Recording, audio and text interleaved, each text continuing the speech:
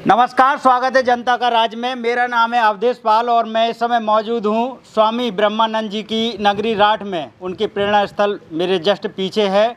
और हम यहाँ क्यों आए हैं? गहरौली ग्राम के निवासी पवन जी ने IRS रैंक में उनकी रैंक हम जानेंगे और सफलता प्राप्त की है। उनके संघर्ष के बारे में जानेंगे, उनका संघर्ष किस तरह रहा, इससे पहले वो किस पद पर थे, क्योंकि वो अभी अधिकारी थे, और किस ज़िले में थे वो भी जानेंगे।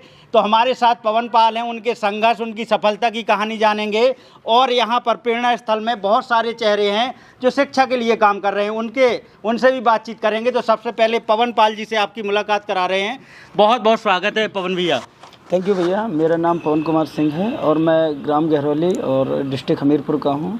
और वर्तमान में UPSC 2023 में मेरा 816वीं रैंक पे चयन हुआ है, जिससे मुझे IRS का पद प्राप्त होगा। और वर्तमान में मैं जिला दिव्यांगजन सशक्तिकरण अधिकारी, जो कि PCS के अंतर्गत आता है, कि मैं असिस्टेंट कमिश्नर के इक्वलेंट पोस्ट पे गोंडा जनपद में कार्यरत हूँ। धन्यवाद। ये पवन जी ने अपना परिचय दिया है। अब उनकी यात्रा जान लेते हैं कि पवन जी का संघर्ष कैसे, उन्होंने शुरुआती पढ़ाई कहाँ से की है, परिवार में कितने लोग हैं, सब कुछ जानेंगे। पवन भैया, कैसे गहरौली में कहाँ तक पढ़ाई की, आपकी शुरुआती शिक्षा कैसे शुरुआत हुई थी? मेरी प्रारंभिक शिक्षा मेरे गांव में ही हुई है। गांव के सरकारी प्राइमरी स्कूल में मैंने 5वीं तक पढ़ाई की है। उसके बाद गांव के ही इंटर कॉलेज में मैंने 10वीं किया है। इसके बाद मैंने कानपुर से, भैया ने मुझे कानपुर भेजा है, PCM से मैंने पढ़ाई की है। इंटरमीडिएट है मेरा, जिसमें मैंने 92% ला के अपना स्कूल टॉप किया था। कानपुर में पंडित रघुनाथ प्रसाद मिश्र इंटर कॉलेज है। उसके बाद मैंने इलाहाबाद यूनिवर्सिटी से ग्रेजुएशन किया है। फिर मैंने 2016 से 18 JNU से मास्टर्स किया है ज्योग्राफी सब्जेक्ट से। इसके बाद मैंने 2020-2022 के बीच में DU यूनिवर्सिटी से पुनः मास्टर्स किया है सोशियोलॉजी सब्जेक्ट से। बहुत अच्छी बात है, पवन जी ने अपनी पढ़ाई बताई है। पवन जी, कैसा गांव में जब आप माहौल थे, गांव की शिक्षा को आप शुरुआती दिनों में आपने बताया कि पढ़ाई में आप, मुझे लगता है शुरुआत से ही बहुत अच्छे थे। पवन ये जानते हैं पवन जी कि आपने घर में कितने सदस्य थे, पढ़ाई में उस समय क्या चीज़ें थी, अब स्थिति क्या बदली है? मेरे दोनों भाई बहुत शिक्षित हैं जी। और चूँकि मेरे माता पिता का देहांत काफ़ी पहले हो गया था, लेकिन मेरे भाइयों ने और मेरी बहनों ने कभी ये फील नहीं होने दिया है कि मेरे पेरेंट्स नहीं हैं। और एक अच्छा फैमिली रहा है, एक कल्चर्ड फैमिली रहा है और सब लोग शिक्षित हैं। मेरे भैया, जो एक मेरे भाई हैं वो गुजरात राजकोट में बिजनेसमैन हैं, दूसरे भाई क्षेत्र पंचायत सदस्य हैं, मेरे ही डिस्ट्रिक्ट में हैं वो। और मेरी बहन भी वेल सेटल्ड हैं और पूरा परिवार अब ठीक है, सेटल्ड है। पहले भी हम लोग ठीक कंडीशन में थे और वर्तमान में अब बहुत इम्प्रूवमेंट हुआ है। और मैं जब PCS अधिकारी बना हूँ तब से काफ़ी इम्प्रूवमेंट हुआ है। और इसके बाद अब चूँकि UPSC में सिलेक्शन हुआ है IRS पद पे, तो उम्मीद करता हूँ कि एक बेहतर भविष्य रहेगा। इससे पहले पवन जी जिला दिव्यांग अधिकारी गोंडा में तैनात हैं और ये सफलता क्षेत्र के लिए बहुत बड़ी सफलता है, क्योंकि अब वो कई लोगों के लिए प्रेरणा बनेंगे। तो पवन जी से मेरा यही सवाल रहेगा कि पवन जी, जो आज के युवा हैं, पढ़ाई कर रहे हैं, उनके लिए आप क्या मैसेज देना चाहते हैं? क्या उन्हें खास करना चाहिए? कैसे सफलता, किस कुंजी का नाम है और वो कैसे प्राप्त करें?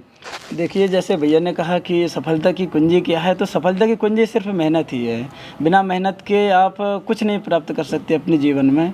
तो आप मेहनती बनिए, स्मार्ट वर्क कीजिए और अपने लक्ष्य को हमेशा फोकस्ड रहिए उस पर।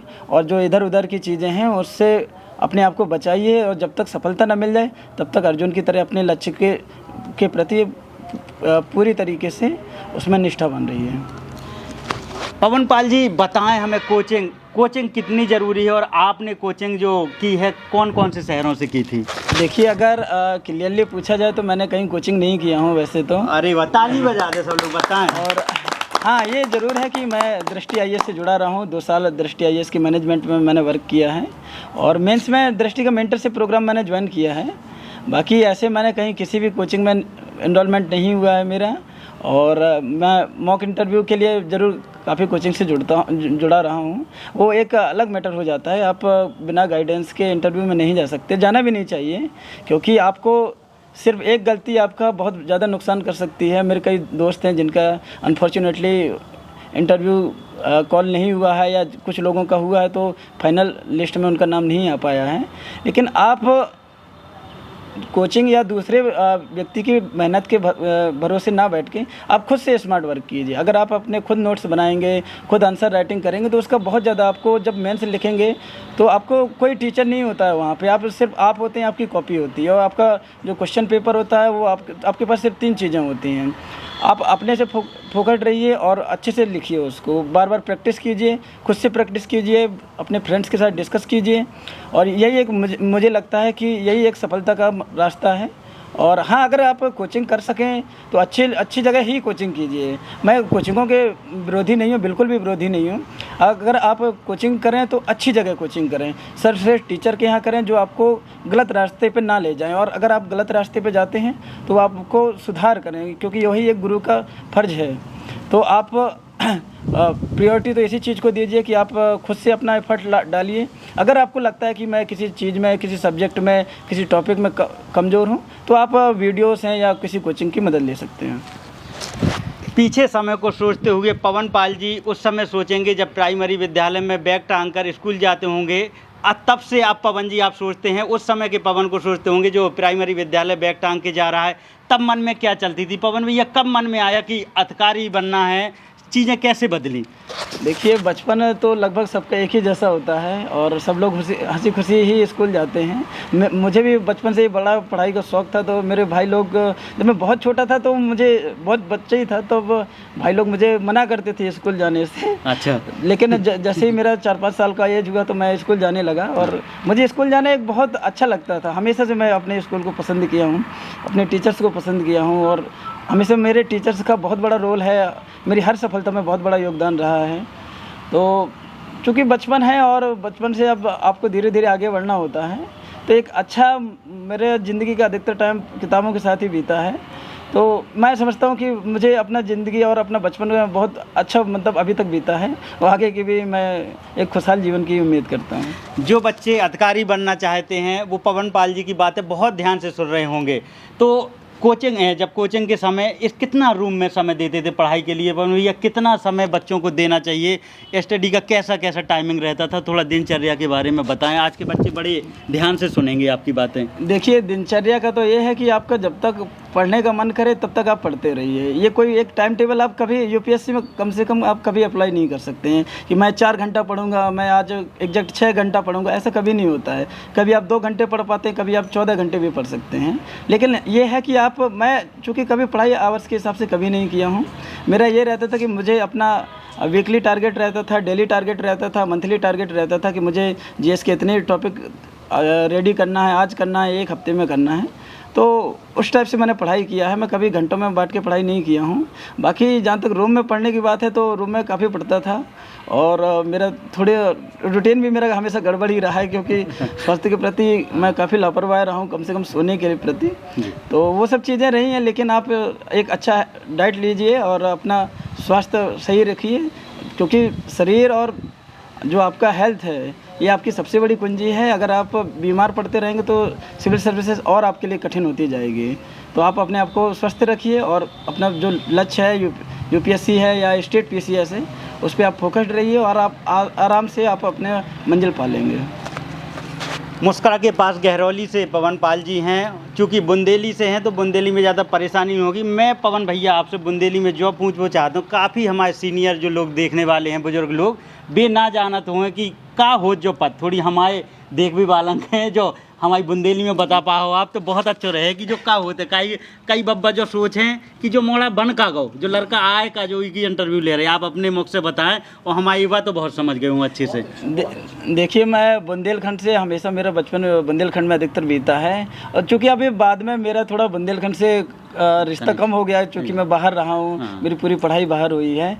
लेकिन जहाँ तक बुंदेलखंड की हाँ बुंदेली भाषा की बात है, हाँ। तो IRS का मतलब होता है कि आप इनकम टैक्स में हो या वित्त विभाग से संबंधित आप समझ सकते हो। जैसे कि रेड लगाओ थे एक मूवी हती स्पेशल 26, बिल्कुल शायद बहुत पॉपुलर मूवी रही है, नेशनल अवार्ड विनर मूवी रही है। तो आपने देखा हुआ है कि उनमें एक अधिकारी होते हैं, वे तो खैर फ्रॉड होते हैं, लेकिन जो अगर सच में अगर वे होते हैं तो जो छापा मारा थे, अब जैसे केजरीवाल के यहाँ छापा पड़ो है और भी नेताओं पे और अधिकारियों पे भी छापा पड़ा थे, तो उनमें जो सबसे बड़े अधिकारी होते हैं जो टीम लीड कर थे, वही पद है जो IRS को। तो पवन भैया IRS बन के आए हैं, एक तरीके से इनकम विभाग के कलेक्टर साहब हैं, कह जाए बिल्कुल अपनी बुंदेली में कहो जा सके। और बिल्कुल, और अगल बगल अगर आप देख रहे हो चेहरा, तो ये सब मैं पवन भैया अपने भैया से और बात करना चाहते हैं। आपने जिक्र करो तो इंटरव्यू में कि आपकी मम्मी पापा जब आप बचपन में ही कितने समय रहा था स्वर्गवास हो गया? मैं 1-1.5 साल का था जब मेरी माताजी का देहांत हो गया था, और अनफॉर्चुनेटली फिर पिताजी का भी डेथ हो गया और दादाजी भी एक्सपायर हो गए। अभी मैं जब गांव आया हूं तो मेरी दादी की स्वर्गवास हुआ है, तब मैं गांव आया हुआ था। और मैं जब अभी रास्ते पे वापस अपना ज्वाइन करने जा रहा था जिला, तो तब रिजल्ट की न्यूज़ मिली है। हम लोग आधे रास्ते से फिर वापस लौटे हैं, क्योंकि भैया मेरे दोनों बहुत ही ईमानदार और कर्तव्यनिष्ठ रहे हैं। ऐसे भाई मिलना मेरे लिए क्या, किसी के लिए भी बहुत बड़े सौभाग्य की बात है। भैया लोग हमेशा मेरे लिए जो उन्होंने अपने लिए नहीं कर पाए, वो उन्होंने मेरे लिए किया है। और आज वो भी बहुत एक सक्सेसफुल, दोनों का कैरियर है, एक बिजनेसमैन है, एक राजनीति में भी उभरते सितारे हैं। तो उनका ही जो कुछ भी मैं आज हूँ, वो सब उन्हीं का नाम मैं पवन भैया चाहूँगा, भैया लोगों के नाम लें आप अपनी। हाँ, मेरे जो बड़े भैया हैं उनका नाम श्री राम सिंह जी हैं, और वो राजनीति में हैं जी।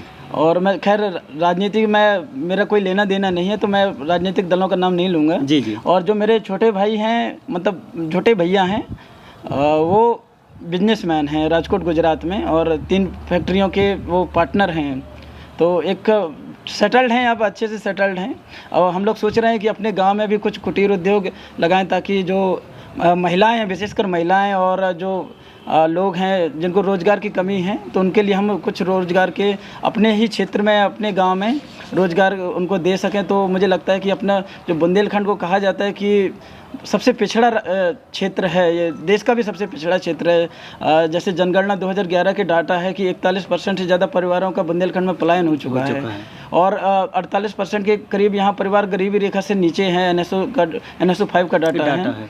तो मैं चाहूँगा, मेरी इच्छा है कि मैं यहाँ पे अगर अपने क्षेत्र के विकास के लिए अपने जो मेरे पड़ोसी हैं और जो मित्र हैं उनके लिए अगर कुछ कर पाऊँ, तो मुझे लगता है कि मेरा अधिकारी बनना और एक बेहतर नागरिक के तौर पे मैं अपने कर्तव्यों का बेहतर निष्पादन कर सकूँगा।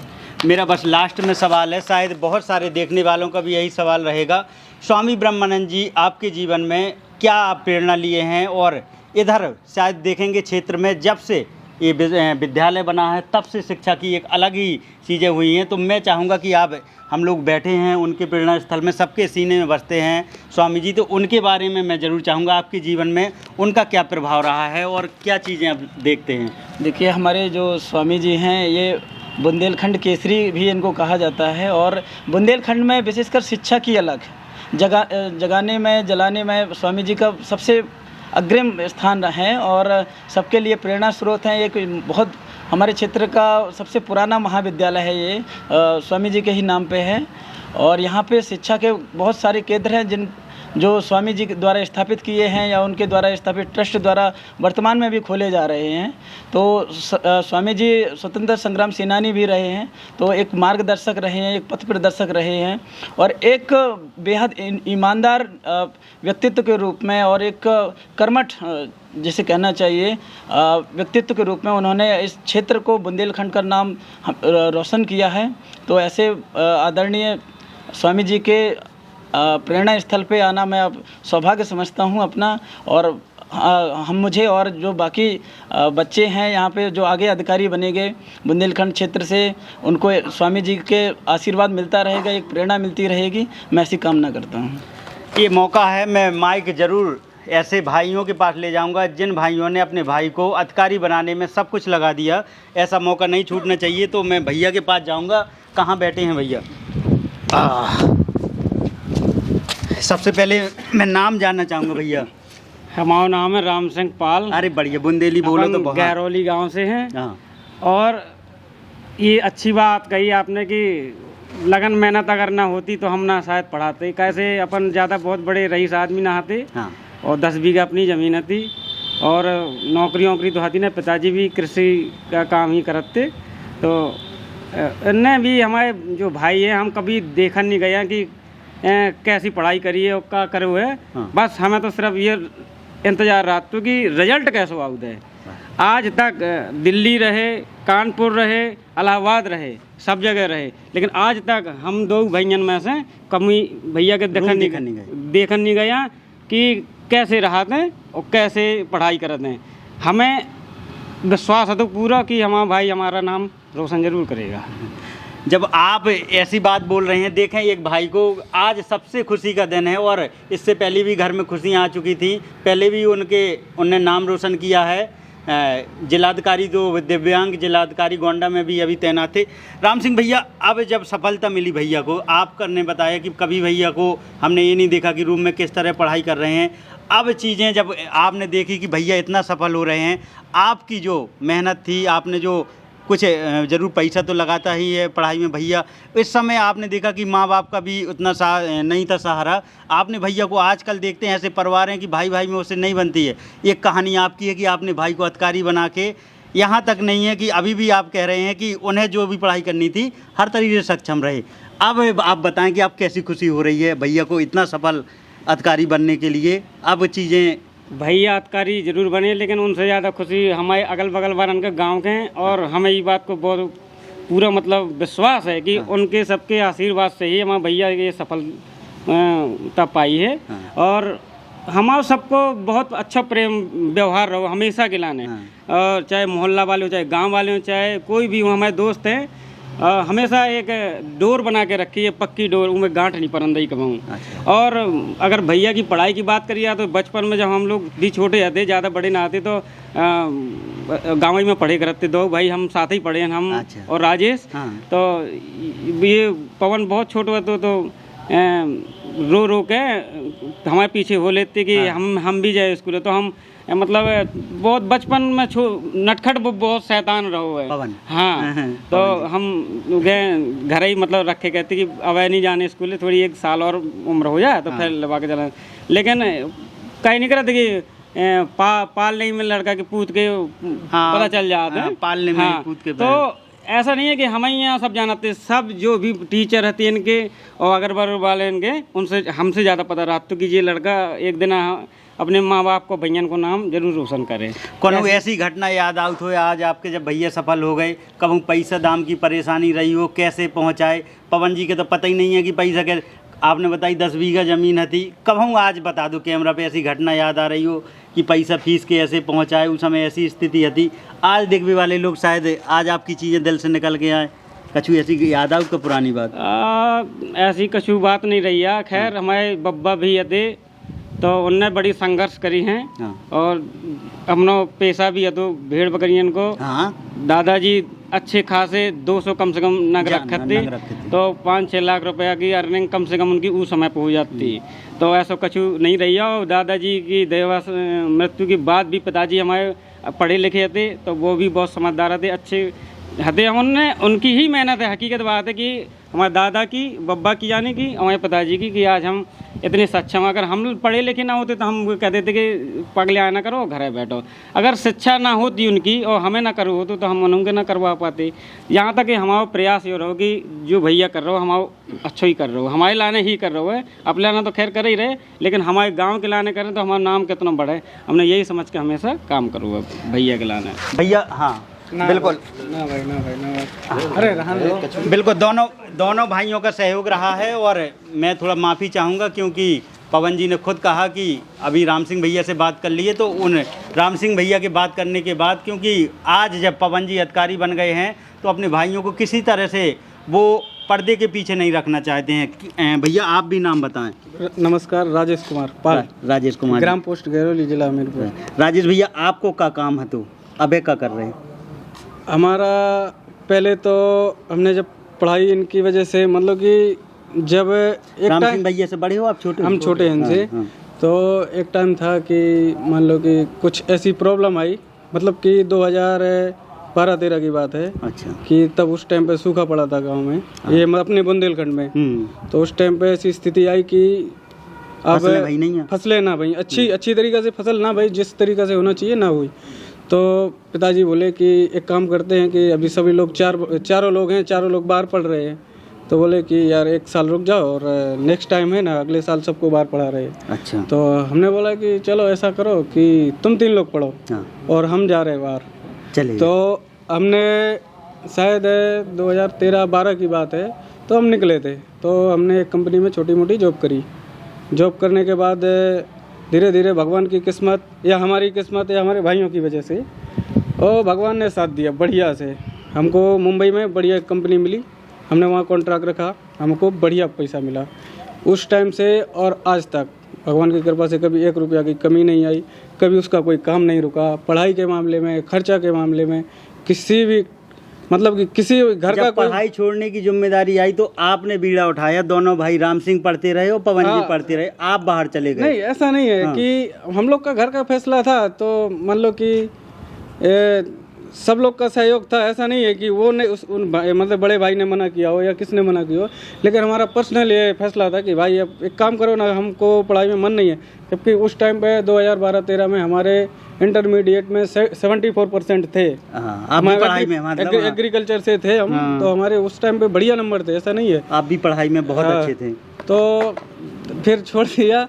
और इनका हमको क्या था कि सामने है ना परिणाम मिलता गया, तो हमने कभी ये नहीं देखा कि ये क्या कर रहा है क्या नहीं कर रहा है। लेकिन कुछ लोग देखो, भगवान राम की भी आलोचना हुई है तो बोलते थे आदमी कि क्यों यार पैसा लगाते। भाई मेरा पैसा है, मैं लगा रहा हूँ, मेरी इच्छा है। अच्छा भाई आपके भी होता कान है भरे भाई, गए। हाँ, होता है हाँ। ये होता है कि मान लो कि किसी भी जगह हो, आप कहीं भी हो, कोई एक पक्ष का विपक्ष होता है कि नहीं होता है, ये तो आप भी समझते हो। कोई भी चीज़ हो ना, तो उसका मतलब कि कोई अच्छा काम कर रहा है तो उसका कुछ ना कुछ तो आलोचक होंगे। तो बोलेगा भाई मेरा पैसा है, मैं कर रहा हूँ, मैं दे रहा हूँ, मेरी मर्जी। अच्छा, मैंने पवन भैया की भाभी आपकी मैसेज, उनके मन में क्या चलता था? मेरे से छोटा है। हाँ, अच्छा, वो छोटे। मेरे से छोटा है। अच्छा, छोटे मतलब पहले भैया हैं, फिर हमें, फिर हमसे छोटी बहन है। छोटे वो सबसे घर में छोटा है। 1 नंबर का शैतान है। अभी भी शैतानी करता है वो उसके अंदर से लड़कपन अभी नहीं गया है। लेकिन बात क्या है कि कभी भी हमको आदर सत्कार हो, कोई भी चीज़ का उसने बदतमीजी, वो चीज़ तो मान लो कि हमको मुंह से निकल गई, नहीं बोलना चाहिए।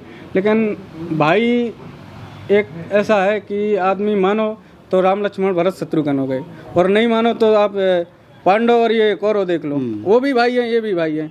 तो भाई की संघर्ष करो तो मिल के करो, सब लोग कोई भी हो तो आगे चल के कुछ ना कुछ देखेगा। बोलते हैं संगठन में शक्ति होती है, तो वो संगठन में शक्ति दिखती है। भाई आप अकेले कुछ नहीं कर सकते, कोई भी हो, हम हो या वो हो या कोई भी हो। तो सबने सपोर्ट किया है, मतलब जो अच्छे लोग थे उनने तो बहुत बढ़िया तरीके से सपोर्ट किया। कभी ये नहीं बोले कि आप ऐसा कर रहे, भाई अच्छा करो, कभी किसी का मतलब गलत ना हो वो काम करो बस। बढ़िया। आप बार बार उदाहरण दे रहे हैं राम लक्ष्मण भरत शत्रुघ्न वाला, तो आपकी भाइयों की भी ऐसी जोड़ी बनी रहे। और मैं चाहता हूं कि पवन पाल जी जब यहां से अधिकारी बनकर गए हैं तो क्षेत्र के लिए भी ज़रूर कुछ सोचें, और जब भी उन्हें मौका मिले तो शिक्षा के लिए ज़रूर कुछ करें। कैसी लगी आपको बातचीत? और इस खबर के बाद में शिक्षा के लिए एक संगठन काम कर रहा है, तो उनके जो संगठन के सदस्य हैं उनसे भी बातचीत कराऊंगा, और वो क्यों ऐसे कोई नौकरी में निकलता है, कोई अधिकारी बनता है तो क्यों उसका सम्मान करते हैं और क्यों खुशियां मनाते हैं, उनसे भी बातचीत करेंगे। वो अगले भाग में आपको दिखाई देगा। धन्यवाद।